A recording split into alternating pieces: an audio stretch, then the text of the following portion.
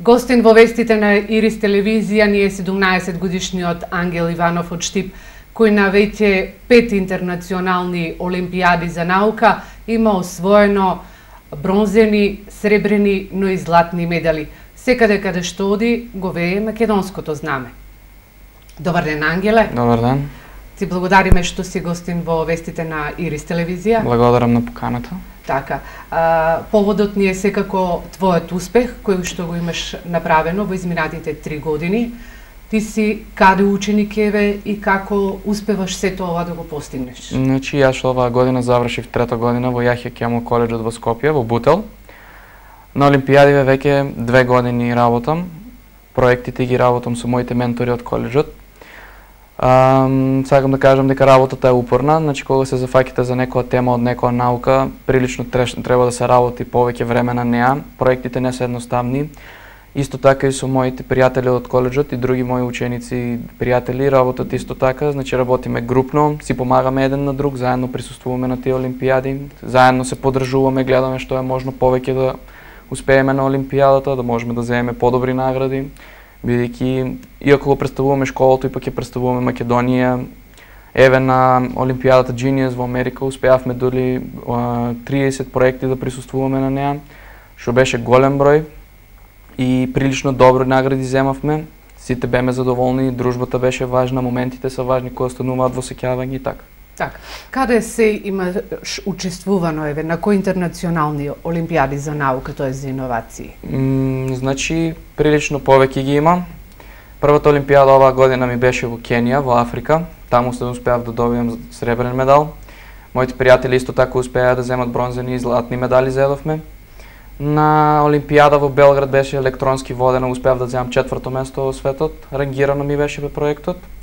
На Genius олимпијадата претходната година само зедов по фалница. Оваа година успеав да земам бронзен медал со мојот проект. Исто така успеав да земам 2 бронзени и златен медал во Грузија. И успеавме исто така да се прошетаме на повеќе места. Исто така зедов и медал на електронска олимпијада во Дубај. Таму беше потребно и видео. Видеото беше објавено на YouTube, каде што го вршивме самото презентирање на проектот, се врши и не гледаа. Повеќе од времето беше патување. Еве да ни кажеш нови интернационални олимпијади за наука, кога ги правите проектите, што се треба да понудите како знаење, како иновација? Како што гледам, повеќето од проектите ти се екологија и хемија. Да. Значи пред се бира гранката во која што сакаш да го правиш проектот. На секоја олимпијада си има посебни критериуми, посебни гранки на кои што бираш што сакаш да видиш. Значи јас најчесто ја бирав гранката поврзана со хемијата и екологијата. Хемијата, мојот проект се базира, значи јас имам 2 проекта, едниот проект ми е за деградирање на гумите преку перолизата, а другиот ми е за стаклената кутија, исто така со помош на неа како да ги отстранам издувните гасови што излаваат од колите. Проектите се работат подолго време. Имаме наша собствена лабораторија во нашиот коледж, заедно со менторката Добрила, која ни е лаборант. Исто така таа ни помага при изработка на проектите. Повеќе време е потребно. Секоја тема се зазема, значи сериозно. Ако веќе се нафанеме да работиме темата, мора до самиот крај да ја тераме. Зависно од која наука повеќе ви оде. Имам пријатели што исто така учествуваа и со помошна информатика, програмира робот, исто така кој рециклираше ѓубре. Значи, во зависност од кој предмет највеќе ви оде, најчесто се бира гранката со која сакаш да учествуваш во олимпијадата. За да учествуваш новие интернационални олимпијади за наука, што се е потребно? Рековме дека освен познавање од наука и што се друго е потребно? Потребни ли се средства? Да, искрено за овие олимпијади сметам дека секој не би можел да си дозволи. Најпрво јас имав финансиската поддршка од моите родители кои успеа да ме снајдат со потребните средства за да можам да учествувам.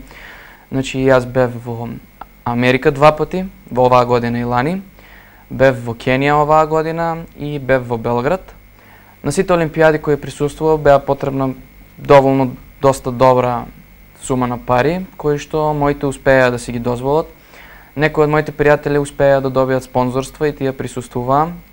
Олимпијадите од една страна не се толку многу скапи, но за некои фамилии изгледаат многу прескапи. Секој не може да присуствува на нив. се заблагодарувам на моите родители, ще успея да ми дозволят.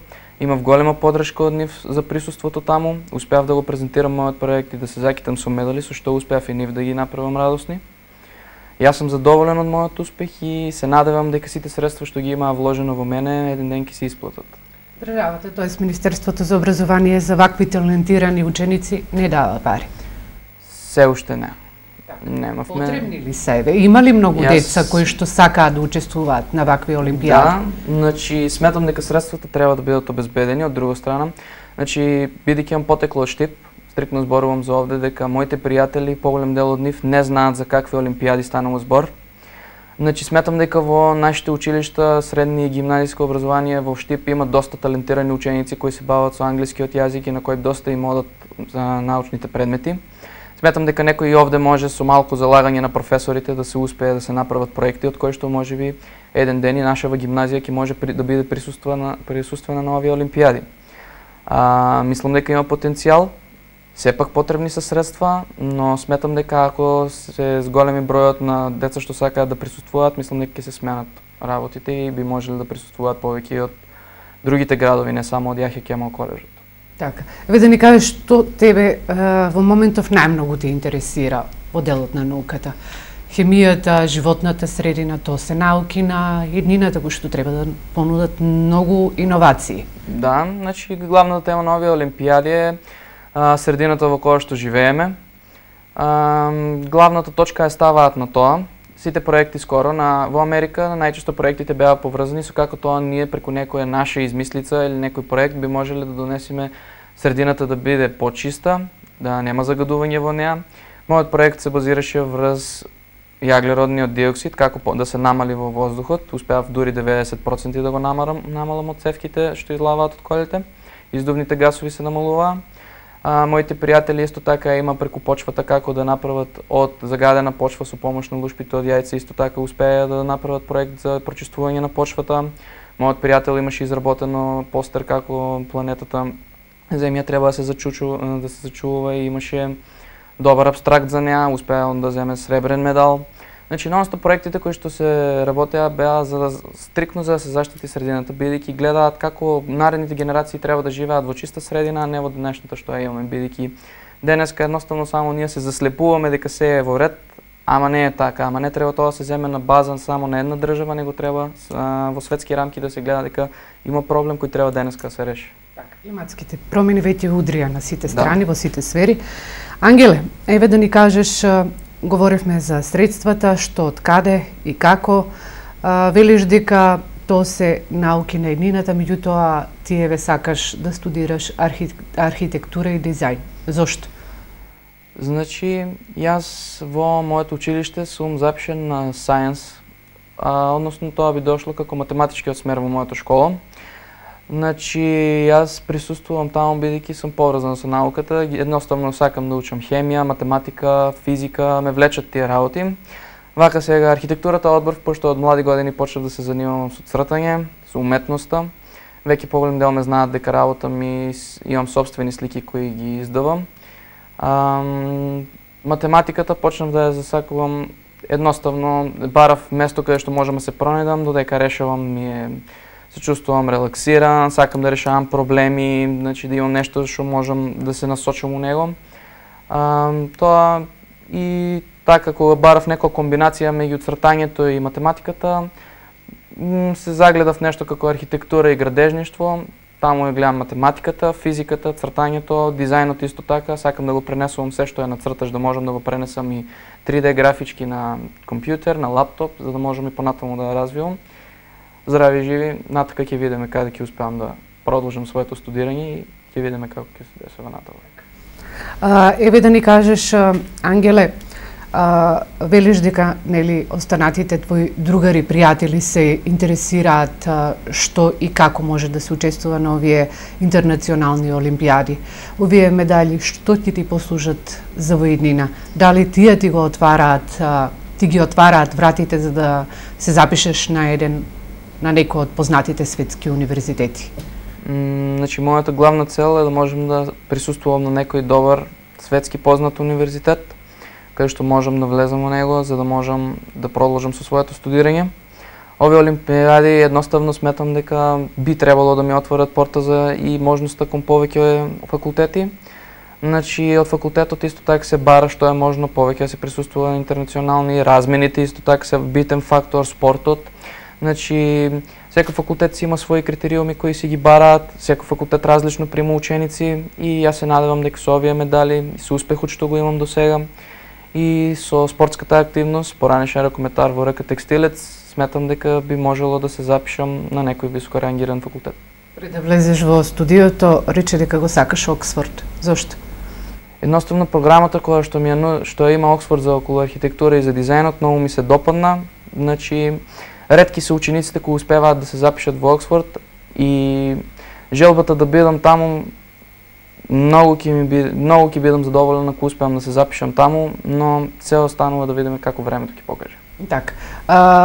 Наредната учебна година ќе бидеш четврта година, последна година. Ќе продолжиш понатаму да учествуваш на вакви интернационални олимпијади? Вака, значи, бидејќи четврта година, обично знаеме дека се спремаме за матуре, за полагање. Значи, мојот проект го оставам на мојата сестра, со цел со мојата сегашна менторка да го развие, да го искоригира и да го направи дури подобар, за да може таа да го замени моето место во странство. Проектот ја го оставам неизе. За мене останува само прво полугодие. Се надевам дека ќе бидам прифрнет на уште една друга олимпијада, iSweep. И моментално аплицирав на олимпијада во Јакарта, во Индонезија. Се надевам и таму дека ќе бидам прифатен. Ми остануваат мене уште тие две олимпијади ако сум прифанат. Се останато оставам на мојата помала сестра, Симона, кој исто така ќе се запише во Јахја Кемал и се надевам дека таа дури ќе постигне и поголеми успеси од мене. Така. Да кажеме дека ти во Јахја Кемал си запишан 100%, тоест добиваш стипендија, твоите родители не даваат ниту денар, така? Да, моите се ослободени од плаќање. Всушност стипендијата ми е 4 годишно школување, благодарение на твоето знаење, на твоите резултати. Со уписот заедно со мојот пријател Владимир Максимовски успеавме да изземеме првата и втората позиција, со што директно можевме се запишеме во училиштето без никакви трошкови. Така.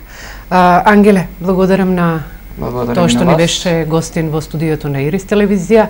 Се надевам дека и во иднина ќе слушаме успеси за тебе во делот на науката. Фала многу. Почитувани гледачи, наши ваш гостин во вестите на Ирис телевизија ни беше 17 годишниот Ангел Иванов.